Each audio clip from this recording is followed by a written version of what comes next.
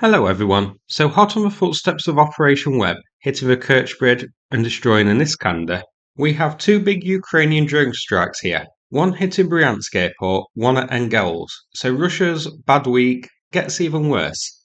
This video playing now is from Bryansk, showing a huge blast and a secondary one at Bryansk Airport. This has now been reported online to be at least one Iskander launcher. So the second destroyed in 2 days. The detonation here is definitely consistent with what we see with missile launchers and rocket fuel going on. Actually, given the size of this one, this seems like it might be more than one Iskander being hit here. Russian Telegram pages confirm at least one, as seen here. I'll read it out. Yes, another Iskander installation has indeed been destroyed. There is secondary detonation and characteristic white smoke from the rocket fuel. Apparently, the servicemen prepared everything for a massive strike on Ukraine, but the order from Piper never came, and Ukraine managed to copy the location of the installations. This is such a disgrace. This is geolocated to be here, so on the eastern side of Bryansk Airport.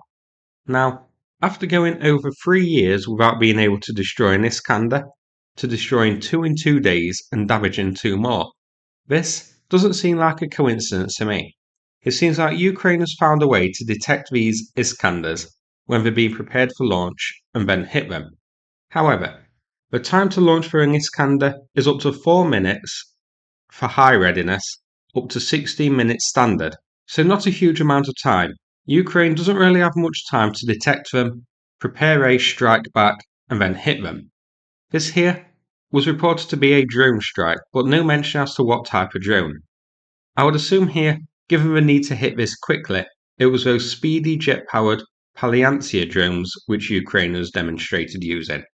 Satellite imagery from yesterday shows that whatever was hit was not there yesterday, so that does strongly indicate that it was a mobile system, newly arrived, rather than air defence deployed there permanently, and the cook-off we saw is characteristic of missile systems. So I think this being an Iskander is very accurate. This airport is about 113 kilometres from the border. Now, Ukraine's jet-powered drones travel at around 500 kilometres an hour, so unless my maths is wrong, it is around 14 minutes to reach this area from the border.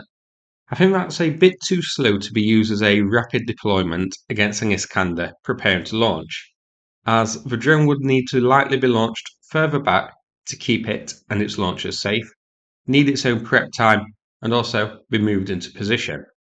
So I think Ukraine is detecting these another way, rather than having a spotter drone seeing the Iskander preparing to launch, and then launching a drone or missile to hit it. So a few ideas: Ukrainian intelligence knowing where they're stored, keeping tabs on them, and tracking them to the launch site. Getting tip-offs from a mole in Russia is a possibility. Long-range spotter drones searching the areas and detecting them en route from the hiding spot to the launch point, giving Ukraine time to prepare a counter, or even some other way. I can't help but wonder if a new intelligence aircraft sent by Sweden, the Saab 340, has been involved in some way here. Maybe tracking past Iskander launchers back to the widely used launch sites so Ukraine knows where to, scout out and keep an eye on for future Iskanders. Here's a photo of an Iskander. Russia had 162 in service at the start of the war and uses them to target Ukrainian cities very often.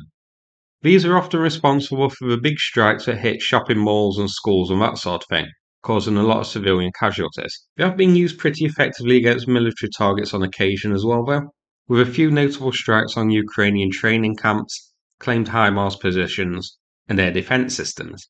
So, Iskanders are a massively important target. They're one of Russia's main weapons, and something which Russia's shills online for a long time claim to be untouchable. Ukraine now appears to have destroyed at least two in 2 days and also damaged two more. This one could even be more than one Iskander. And that's not all. A bad night for Russia gets even worse with these videos and photos here, which show a massive fire near Engels airbase. This one is as a result of a drone strike. This photo in particular shows at least 3 fires burning, indicating at least 3 drones targeted this facility. So, what was hit? Well, this is a good one as well. The strikes targeted this oil depot here, Given the fires, it seems we may have 3 of the tanks burning at least, and it might even spread even further. This is the Kristall fuel depot, and this is the main fuel storage for Engels airbase, one of Russia's main strategic bomber bases, which is located nearby, as seen here. Engels is a base that was not targeted during Operation Web. Google Maps imagery shows 216s and 295s a base here. It's home to the 121st Guards Aviation Regiment, who operate both those types of aircraft, and is widely used by Russia to target Ukraine. So again, a massive strike here by Ukraine targeting the fuel storage. This one you can see is nearly 700 kilometers to Kharkiv, so this one is a nice long-range strike as well. And that's not all, I have even more for you. These short videos here show smoke and fire near Russia's Diagalivo airbase. If that name's familiar to you, that's because this base was targeted during Ukraine's recent Operation Web. That operation damaging 3 Tu-22 M3s here. Now to me unfortunately, this looks like it was a miss. This fire looks to be coming from near civilian buildings, so it appears for once Russia Air Defence did its job and intercepted the drone which crashed in the vicinity of this area. So far, I haven't seen any confirmed smoke or fires or that sort of thing from the airbase itself, just from the surrounding areas. Hopefully we get a new video confirming the successful hit of a base, as there are definitely some plum juicy targets there. It's a training centre for Russia's bombers, and here we can find Il-76 transporters, Tu-22Ms and more. This you can see is over 400 kilometres to the border. So, not a bad night for Ukraine really. At least one more Iskander destroyed. Personally, I think more than one was here, as that is a absolutely huge blast we can see. Maybe it hit the Iskander launcher and the storage for missiles. We are going to have to wait for more information. Hopefully, we get a photo from the ground showing the damage, or even satellite imagery to confirm what was hit here. And then, the fuel storage for Engels, which has been hit by Ukraine in the past. So Ukraine continuing to chip away at the fuel storage for Russia's bomber fleet. Now before we finish, I am going to play a video from Sanath about the ongoing fundraiser with him. Big thanks to everybody who's helped out so far. Sanath, if you remember, is a volunteer who helps out Ukraine a lot and who we've raised money for in the past, delivering drones and trucks and that sort of thing to help Ukraine. The donation link is in the description. Thanks very much and take care everybody. Well, hello Super Miners community, it's Sanath here coming to you from the basement, otherwise known as the bunker. I hope everyone's doing really well. It's been several months since we spoke last, and this month marks the 2-year anniversary from when we first started working with the Super Miners community, the very generous and supportive community. And, you know, out here you're always tottering from one crisis after the other, problem after problem, priorities are changing all the time, and I never really get time to look back on what we've done together and what we've achieved, but it is worth it. You know, we've done so much to help in this effort, in this conflict.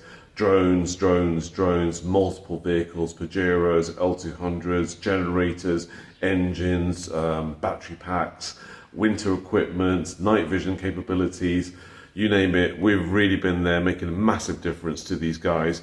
And over the course of time, all your donations, large and small, they've added up incrementally to make a massive difference in this conflict and shape things according to how we want them to emerge. Now, I've hit a bit of a problem here. We've hit a bit of a problem. We recently lost a couple of vehicles. They lasted multiple years. I think that one of them lasted 2 years and the other one like 18 months. So they've done a lot of work and they've seen the hottest spots of this conflict. But yeah, we're really stuck now because we need to try and get a couple of vehicles, 3 vehicles ideally, over the line and delivered to the guys as soon as possible. And of course, vehicles are the hardest part of this project because it's not like buying something online and just delivering it. Anything that can go wrong will go wrong with vehicles. On top of that, they have a 1,000-mile journey from the west of Europe to Ukraine.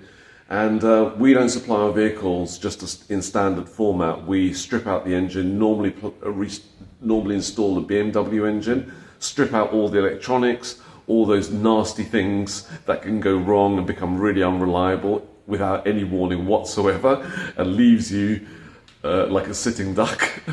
So yeah, that's the work we do, and but of course, all our work is underpinned by a budget, a foundation, which is the generous donations that you provide. So with your support, we'll continue this fight and yeah, bring this to a very satisfactory conclusion. Take care, everyone.